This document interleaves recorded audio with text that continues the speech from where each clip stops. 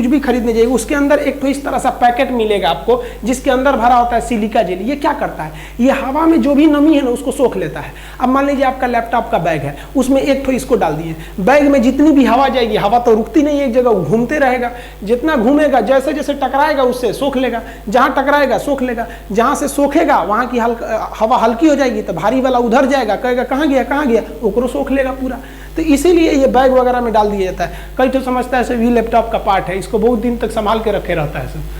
तो देखिए यही होता है सिलिका जेल। तो इसको सिलिका जेल इसमें भर दिया जाता है। अब जब इसमें आप सिलिका जेल भर दिए हैं और जब इसका तेल नीचे जाएगा तो हवा इसमें भरेगी, हवा भरेगी तो किसको पार करके जाएगी, सिलिका जेल को पार करके जाएगी। और सिलिका जेल क्या करेगा, उसके अंदर की नमी सोख लेगा। लेकिन एक खराबी सिलिका जेल की, सिलिका जेल जो होता है ना वो धूल कण को नहीं सोख पाता है। और ट्रांसफार्मर हमेशा सड़के पर लगा दिए, धूल धक्कड़ उड़ने लगता है। अब इन धूल को सोखने के लिए क्या किया जाता है कि इस ब्रीदर के नीचे एक और एक्स्ट्रा सा कटोरी टाइप का बना दिया जाता है जिसमें हम लोग तेल भर देते हैं, ऑयल भर देते हैं। ये ऑयल क्या करता है, धूल को चिपका लेता है और ऊपर का सिलिका जेल किसको चिपका लेगा, नमी को, यानी जो मॉइस्चर है, ह्यूमिडिटी, उसको चिपका लेगा और केवल प्योर हवा अंदर जाएगी और बाकी नमी बाहर रह जाएगी। पूछेगा कि आपका ये जो ब्रीदर होता है ये कहाँ लगाया जाता है, तो हमेशा याद रखिएगा ब्रीदर मेन टैंक में नहीं लगेगा और ये कहाँ लगेगा, एक्सपेंशन या कंजर्वेटिव टैंक के बाहर लगा रहता है। कंजर्वेटिव टैंक हमेशा आधा भरा होना चाहिए। ब्रीदर में कितने चीज का यूज करते हैं, तो 2 चीज का,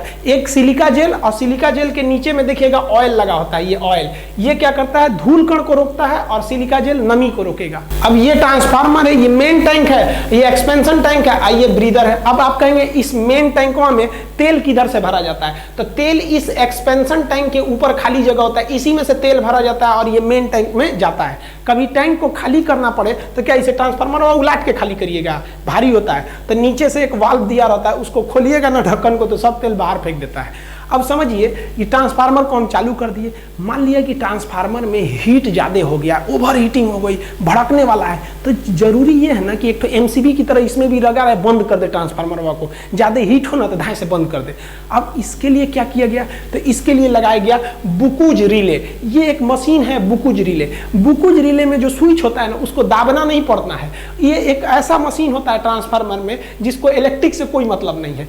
इसके अंदर एक स्विच होता है और वो स्विच को दबाने की क्षमता पारा में भर दिया जाता है। नीचवा पारा रख दिया जाता है, स्विचवा ऊपर, जहां ज्यादा गर्मी होगा पारा जो होता है मरकरी गर्म होकर ऊपर के स्विचवा को दाब देगा और जैसे दाबेंगे ट्रांसफार्मर की सप्लाई कट जाएगी।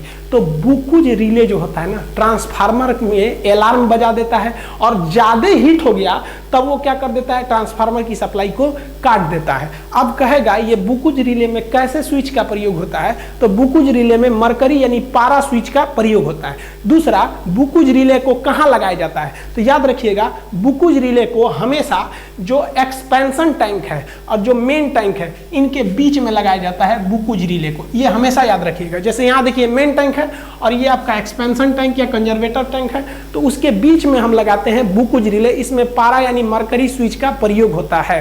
अतः बुकुज रिले सेफ्टी के लिए है। देखिए भैंस को हम लोग बांधते हैं खूंटा में सेफ्टी के लिए कि भैंस भागे नहीं, कभी कभी ससुरा खूंटवे उखड़ जाता है, अब क्या करिएगा, यही होता है। हम तो सेफ्टी के लिए लगाए थे बुकुज रिले, कभी ससुरा बुकुज रिले जो है खराब हो जाता है, अब तो इसको भड़कने से कोई नहीं रोक सकता है और पब्लिक की जान चली जाएगी, भड़क जाएगा बीच बाजार में ट्रांसफार्मर। तो इसके लिए एक सेकेंड चीज को लगाते हैं जिसे हम लोग कहते हैं एक्सप्लोजन वाल्व या एक्सप्लोजन वेंट। ये एक लंबा पाइप की तरह होता है, आप यहाँ इमेज में देखिएगा एक लंबा पाइप की तरह इसे निकला हुआ है। ये क्या किया जाता है, जब ट्रांसफार्मर में बहुत हीट होने लगता है और तेल पूरा खोल जाता है, इसका तेल खोल के भाग गया रहता है एक्सपेंशन वाल्व में, एक्सपेंशन टैंक में। अब एक्सपेंशन टैंक में भी जगह नहीं है, वो भी ससुरा फटने वाला है, तो इसको क्या करते हैं, ई पाइपुआ में तो कुछ तेल इस पाइप में भाग जाएगा और इसका जो मुंह होता है इसको कमजोर धातु का बनाते हैं कि ये फट जाए और तेल इधर से निकल जाए ताकि दुर्घटना ना हो। तो इसे हम लोग क्या कहते हैं, एक्सप्लोजन वाल्व या एक्सप्लोजन वेंट।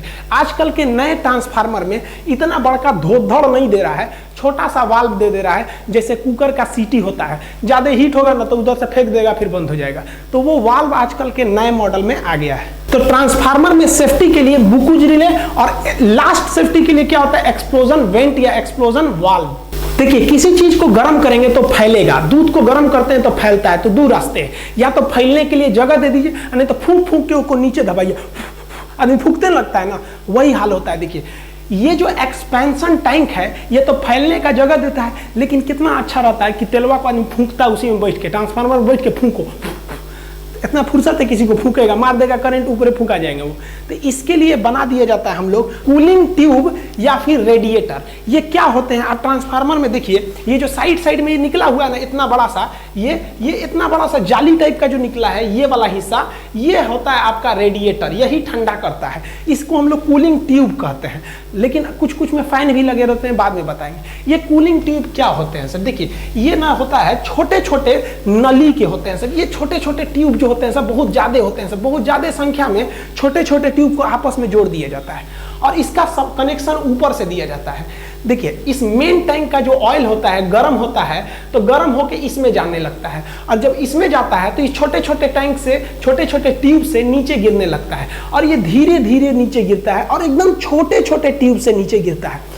और ये जो ट्यूब होते हैं ये तो जालीनुमा होते हैं, और बाहर जब हवा लगती है तो उसको ठंडा कर देती है। जैसे थाली में खिचड़ी ले लीजिएगा एक के जगह, ठंडा नहीं होगा, तो तनी सा खिचड़िया को साइड में करके फैला दीजिएगा तो ठंडा हो जाएगा। यही काम करता है ये कूलिंग ट्यूब। इधर से गर्म तेलवा को लेके ऊपर से, और जो ट्यूब होते हैं बड़ी ज्यादा संख्या में होते हैं, उस ट्यूब में थोड़ा थोड़ा मात्रा में तेल को गिराता है ताकि तेल का जो एरिया हो कम हो और हवा इस पे मारे तो वो ठंडा हो सके। ठंडा करने वाली मशीन को हम रेडिएटर कहते हैं। तो अतः ये जो ट्यूब है ये रेडिएटर का काम किया। जब ये इधर से गिरेगा तो गिरने के दौरान ठंडा हो जाएगा, और ठंडा होने के बाद फिर अंदर घुस जाएगा, और अंदर जाने के बाद फिर गर्म होगा तो फिर आएगा, इस साइड भी है इस साइड भी है। तो ये जो होता है गर्म होकर ऊपर आता है और फिर इस साइड जाते हैं, और रेडिएटर और कूलिंग ट्यूब से ठंडा होकर नीचे आते हैं और फिर अंदर चले जाते हैं। ये प्रोसेस चलते रहता है। इसमें और अच्छा रहता कि यहाँ पर आदमी एक पंखा लगा देता, तो बहुत हैवी पावर के जो ट्रांसफार्मर होते हैं या जो मेन सब स्टेशन पे ट्रांसफार्मर रखे रहते हैं जिनका लोड ज्यादा होता है,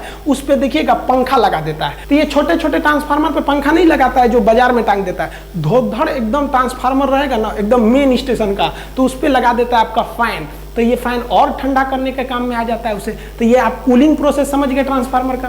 अब समझते हैं ट्रांसफार्मर से हमको सप्लाई कैसे मिलती है। तो देखिए ट्रांसफार्मर में बहुत हाई वोल्टेज आया रहता है, तब भी आपको दूर तक करंट भेजना है तो आप हाई वोल्टेज पे ही भेज सकते हैं। तो